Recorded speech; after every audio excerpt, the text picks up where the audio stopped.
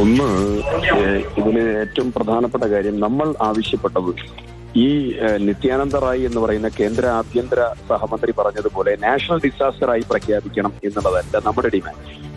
നമ്മുടെ ഏറ്റവും പ്രധാനപ്പെട്ട ഡിമാൻഡ് L3 കാറ്റഗറിയിലുള്ള ഡിസാസ്റ്റർ ഓഫ് സിവിയർ നേച്ചർ, അതിതീവ്ര ദുരന്തമായി പ്രഖ്യാപിക്കണം എന്നുള്ളതാണ് നമ്മുടെ ഡിമാൻഡ്. അത് നിയമസഭ പാസാക്കിയ പ്രമേയത്തിലുണ്ട്, നമ്മൾ കൊടുത്ത കത്തിലുണ്ട്, എല്ലാ കാര്യത്തിലും അതാണ് നമ്മൾ ആവശ്യപ്പെട്ടിട്ടുള്ളത്. രണ്ടാമത്തെ പ്രധാനപ്പെട്ട കാര്യം, ദുരന്ത നിവാരണത്തിന്റെ സെക്ഷൻ 13 അനുസരിച്ച് ലോണുകൾ മുഴുവൻ എഴുതി തള്ളാനുള്ള നടപടി NDMAക്ക് സ്വീകരിക്കാൻ പറ്റും, നാഷണൽ ഡിസാസ്റ്റർ മാനേജ്മെന്റ് അതോറിറ്റിക്ക് സ്വീകരിക്കാൻ പറ്റും. അപ്പൊ ഇത് L3 കാറ്റഗറിയിലായി പ്രഖ്യാപിച്ചെങ്കിൽ മാത്രമേ ഇത് ചെയ്യാൻ പറ്റുകയുള്ളൂ. അത് ചെയ്യാത്തത് കൊണ്ട് തന്നെ ഈ ലോണുകൾ എഴുതി തള്ളാൻ പറ്റില്ല.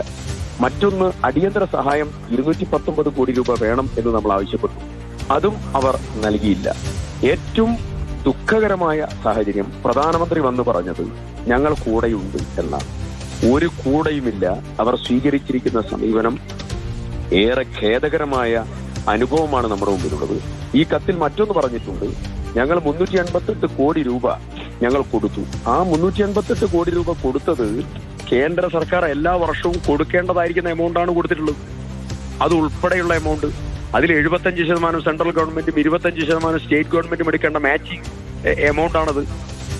അത് വയനാടിന്റെ ദുരന്തത്തിന് വേണ്ടി ചെലവഴിക്കുന്നതിന് വേണ്ടിയുള്ളതല്ല. നമുക്ക് എല്ലാ വർഷവും വരൾച്ച ഉണ്ടാവാറുണ്ട്, നമുക്ക് എല്ലാ വർഷവും ചിലയിടങ്ങളിൽ അതിതീവ്രമായിട്ടുള്ള മഴയും ബുദ്ധിമുട്ടും ഉണ്ടാവാറുണ്ട്, നമ്മുടെ റോഡുകൾ തകരാറുണ്ട്, നമ്മുടെ പാലങ്ങൾ തകരാറുണ്ട്, നിരവധി വീടുകൾ തകരാറുണ്ട്, നിരവധി ആളുകൾ മരിക്കാറുണ്ട്, പല കേസസും നമുക്ക് ഉണ്ടാകാറുണ്ട്. അതിനുവേണ്ടി കൊടുക്കുന്ന എല്ലാ വർഷവും കൊടുക്കുന്ന എമൗണ്ടാണത്.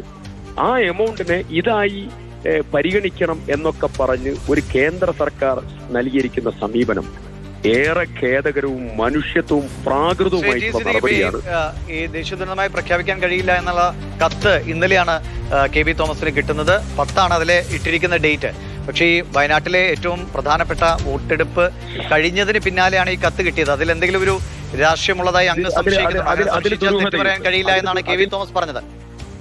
അതിൽ ദുരൂഹതയുണ്ട്. ഒന്നുകിൽ വയനാട് ഇലക്ഷൻ കഴിയുന്നതിന് വേണ്ടി കേന്ദ്ര സർക്കാർ ആ 10-ാം തീയതി കൊടുത്ത കത്ത് കൈമാറാതെ നിന്നു, അല്ലെങ്കിൽ കിട്ടിയതിന് ശേഷം അത് പൂഴ്ത്തിവെച്ചു.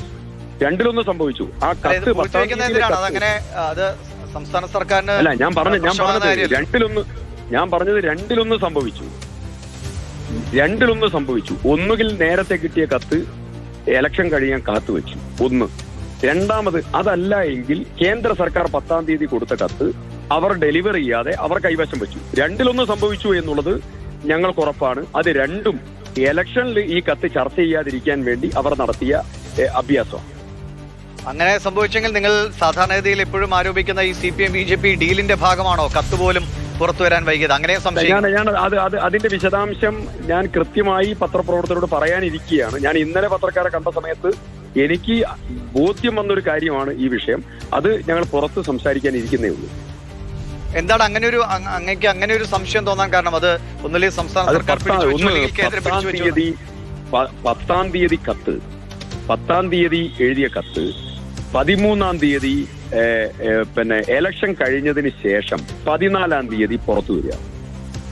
അപ്പൊ സ്വാഭാവികമായിട്ട് നമുക്കറിയാലോ, എലക്ഷൻ കഴിഞ്ഞ് തൊട്ടടുത്ത ദിവസം തന്നെ ഈ കത്ത് പുറത്തുവിടാൻ, അല്ലെങ്കിൽ 2 ദിവസം കൂടെ കഴിഞ്ഞിട്ടാണെങ്കിൽ മനസ്സിലാക്കാം. അതിന്റെ ഒരു വൈകലിന്റെ കാരണമുണ്ട്.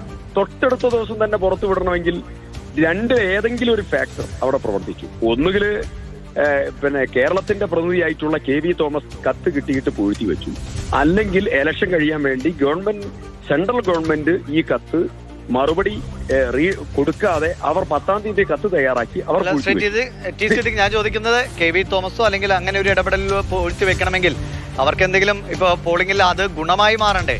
ഗുണമായി മാറില്ലല്ലോ. കേന്ദ്രം നിരസിച്ചു, കേരളത്തിന്റെ ആവശ്യം കേന്ദ്രം നിരസിച്ചു എന്ന് പറഞ്ഞാൽ അത് KB തോമസ് അടക്കമുള്ളവർക്ക് അല്ലെങ്കിൽ സംസ്ഥാന സർക്കാർ നേട്ടമായി മാറേണ്ടതല്ലേ?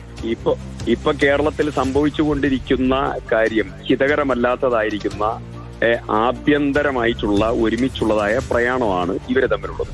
ആ പ്രയാണം ഈ കാര്യത്തിലും നടന്നോ എന്നുള്ളത്, ഈ 10-ാം തീയതിയിലെ കത്ത് എന്തുകൊണ്ട് 14-ാം തീയതി പുറത്തുവിട്ടു എന്ന് പ്രതികരിക്കേണ്ടത് ഒന്ന് ഗവൺമെന്റ് ഓഫ് ഇന്ത്യയും, 2 കേരള ഗവൺമെന്റും ഈ കാര്യത്തിൽ പ്രതികരിക്കണം. അതല്ല എങ്കിൽ ഇവർ തമ്മിലുള്ള അവിശുദ്ധമായിട്ടുള്ള ബന്ധം ഈ കാര്യത്തിലും നടന്നു എന്ന് സംശയിക്കുന്നു.